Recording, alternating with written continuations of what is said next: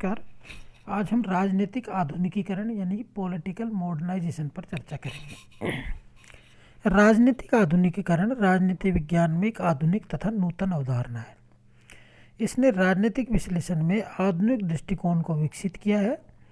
आधुनिक राजनीति शास्त्रियों में अनेक ऐसे विद्वान हुए हैं जो राजनीतिक विकास, आधुनिकीकरण और राजनीतिक आधुनिकीकरण को समानार्थक शब्द समझते हैं, जबकि वास्तव में इन शब्दों में अंतर पाया जाता है। कुछ विद्वान पाश्चात्यकरण को ही आधुनिकीकरण समझते हैं, जबकि ऐसा नहीं है। अतः राजनीतिक आधुनिकीकरण की विस्तृत व्याख्या करने से पूर्व आधुनिकीकरण और पाश्चात्यकरण शब्दों के अर्थ और प्रकृति को हम यहाँ पर समझेंगे। सबसे पहले आधुनिकीकरण का अर्थ, परिभाषा और प्रकृति। आधुनिकीकरण परिवर्तन की एक प्रक्रिया है।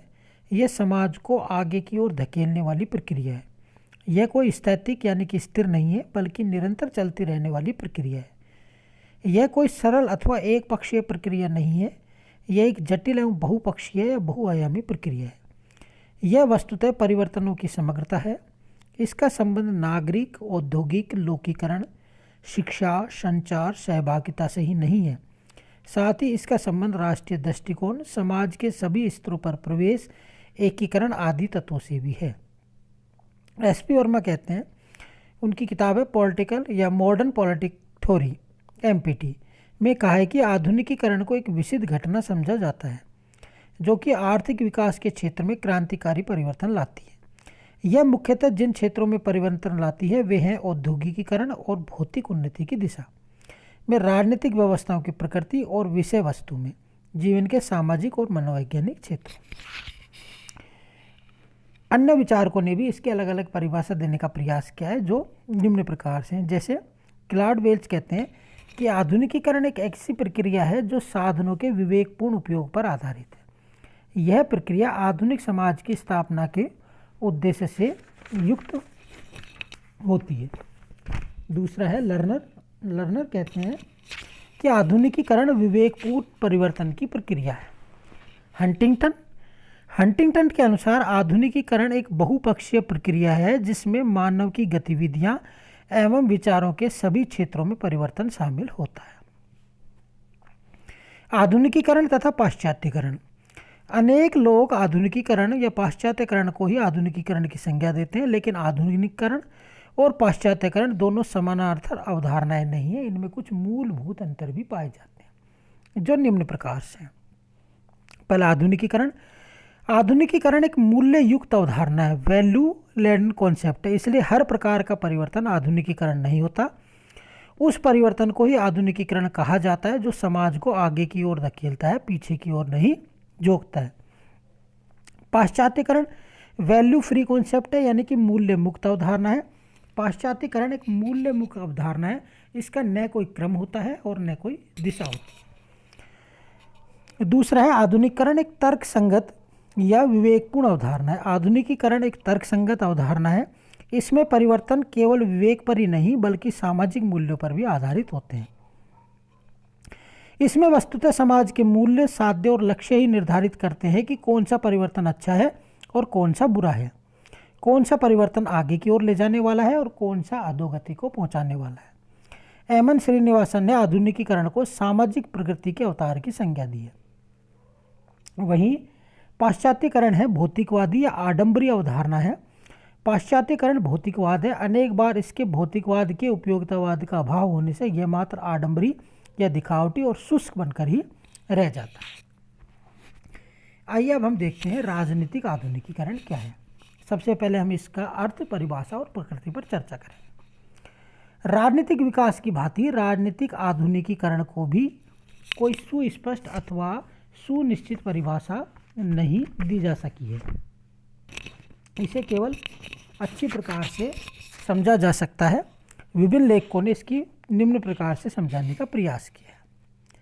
जेम्स एंड कोलमैन कहते हैं कि राजनीतिक आधुनिकीकरण संक्रांतिकालीन समाजों की राजनीतिक व्यवस्थाओं में होने वाले संरचनात्मक तथा सांस्कृतिक परिवर्तनों का समूह है। इन परिवर्तनों का संबंध राजनीतिक व्यवस्था से संबंधित संस्थाओं, रचनाओं, प्रक्रियाओं तथा व्यवहार प्रतिमान से होता है। कोलमैन यह भी कहते हैं कि राजनीतिक आधुनिकीकरण ऐसे संस्थागत ढांचे का विकास है जो पर्याप्त लचीला और शक्तिशाली हो, ताकि उसमें उठने वाली मांगों का मुकाबला किया जा सके।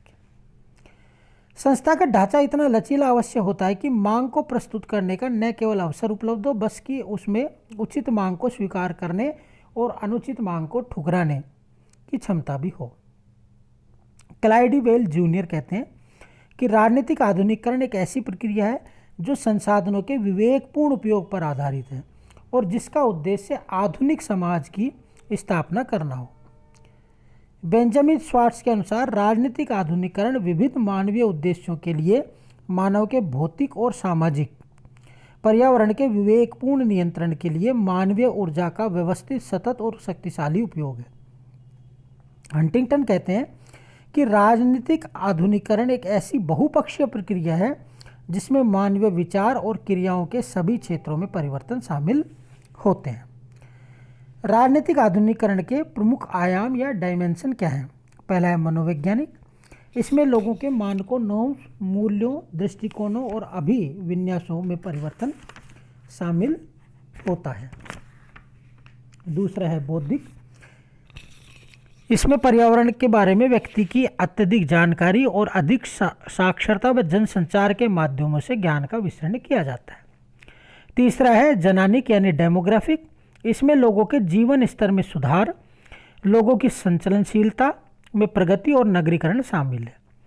चौथा है सामाजिक। इसमें परिवार और अन्य प्राथमिक गुटों के प्रति निष्ठा को बदलने और उनके स्थान पर स्वैच्छिक संगठित गौण संगठनों के प्रति निष्ठा रखना शामिल है। और पांचवा है आर्थिक। इसमें बाजार कृषि का विकास, कृषि की कीमत पर वाणिज्य में सुधार, औद्योगिकीकरण का विकास और आर्थिक क्रियाओं को व्यापक बनाना शामिल है। कहने का मतलब ये हुआ कि जब जीवन के इन क्षेत्रों यानी कि मनोवैज्ञानिक, बौद्धिक, जनानिक, सामाजिक और आर्थिक, जब इन क्षेत्रों में आमूलचूल परिवर्तन होता है तो उसे राजनीतिक आधुनिकीकरण की संज्ञा दी जाती है। राजनीतिक आधुनिकीकरण के लक्षण या उसकी विशेषताएं। सबसे पहला है इसमें राजनीतिक शक्ति की सर्वोपरिता। जब राज्य या राजनीतिक व्यवस्था में शक्ति का केंद्रीकरण होना शुरू होता है तो उसका महत्व बढ़ने लगता है और वह समाज में विद्यमान अन्य शक्तियों, विशेषकर वंश, धर्म, संपत्ति, रूढ़ि आदि की परंपरागत शक्तियों की नियामक व संचालक बनने लग जाती हैं। तो वह राजनीतिक आधुनिकीकरण का संकेत व निशानी होती है। राजनीतिक शक्ति के केंद्रीकरण का रूप केंद्रीकृत अथवा विकेंद्रीकृत कुछ भी हो सकता है। मूल बात यह है कि राजनीतिक शक्ति सर्वोपरि और नियामक हो और समाज उसे ऐसा स्वीकार करता हो। दूसरा है लोक कल्याण कार्यों की ओर उन्मुख। राजनीतिक आधुनिकीकरण के लिए आवश्यक है कि राज्य राजनीतिक व्यवस्था का समाज में प्रवेश या पहुंच अधिकाधिक हो। राज्य राजनीतिक व्यवस्था केवल सुरक्षा या व्यवस्था अर्थात नकारात्मक कार्यों तक सीमित नहीं रहनी चाहिए, बल्कि उसे सकारात्मक कार्य भी करने चाहिए।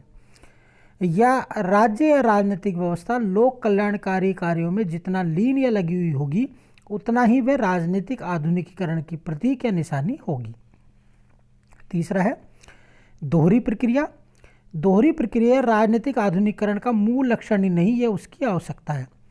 इसी से सरकारी जनसंपर्क में आती हैं और राजनीति में जनसाधारण की सहभागिता बढ़ती जाती है और इसे ही सरकार और जनसाधारण के बीच पारस्परिक या संपर्कता कहा जाता है। व्यवहारवादी इसे आगत निर्गत का नाम देते हैं। यही सरकार और समाज को एक दूसरे से जोड़ती है और इस जुड़ाव में राजनीतिक दल, दबाव समूह, नौकरशाही, निर्वाचन और संचार साधनों की महत्वपूर्ण भूमिका होती है। चौथा है परंपरागतता से मुक्ति। यह राजनीतिक आधुनिकीकरण की सबसे महत्वपूर्ण विशेषता है कि परंपरागतता से मुक्ति। इसका अर्थ है कि सत्ता के परंपरागत स्रोतों का, जैसा कि वंश परंपरा पर आधारित राजा महाराजाओं की सत्ता, जाति पर आधारित जातीय नेताओं की सत्ता, कबीलावाद पर आधारित कबीले या परिवार के मुखिया की सत्ता, धर्म पर आधारित धर्मगुरुओं की सत्ता का ह्रास होकर लोप या नष्ट हो जाना और नवीन राष्ट्रीय राजनीतिक सत्ता द्वारा उनका स्थान ले लेना। परंपरागत सत्ताओं का विलोन और नवीन राष्ट्रीय राजनीतिक सत्ता का स्थानापन्न राजनीतिक आधुनिकीकरण की निशानी है। सैमुअल पी हंटिंगटन लिखते हैं कि पॉलिटिकल मॉडर्नाइजेशन में कहा गया है कि राजनीतिक आधुनिकीकरण ही परंपरा से मुक्ति है। नेक्स्ट है इसमें राजनीतिक संस्थाओं का विभेदीकरण या विशेषीकरण। आधुनिक राजनीतिक समाजों में सरकारों के राजनीतिक, आर्थिक, सामाजिक, सांस्कृतिक आदि क्षेत्रों में प्रवेश पा जाने से उनके कार्यों का क्षेत्र न केवल बहुत अधिक बढ़ गया है बल्कि वे विविध एवं विशिष्ट प्रकार के भी हो गए। कार्यों की इस अनेकता, विविधता और विशेषीकरण के कारण ही संस्थागत व्यवस्थाओं का विभेदीकरण करना एवं कार्यात्मक कुशलता के लिए उनका विशेषीकरण आवश्यक हो गया है। छठा है राजनीति में जनसाधारण की सक्रिय एवं उत्तरदायित्वपूर्ण सहभागिता। यह राजनीतिक आधुनिकीकरण की एक पूर्व शर्त है। इसके अभाव में राजनीति में जनसाधारण की निष्क्रियता, उदासीनता से अन्य विकास निरर्थक हो जाते हैं।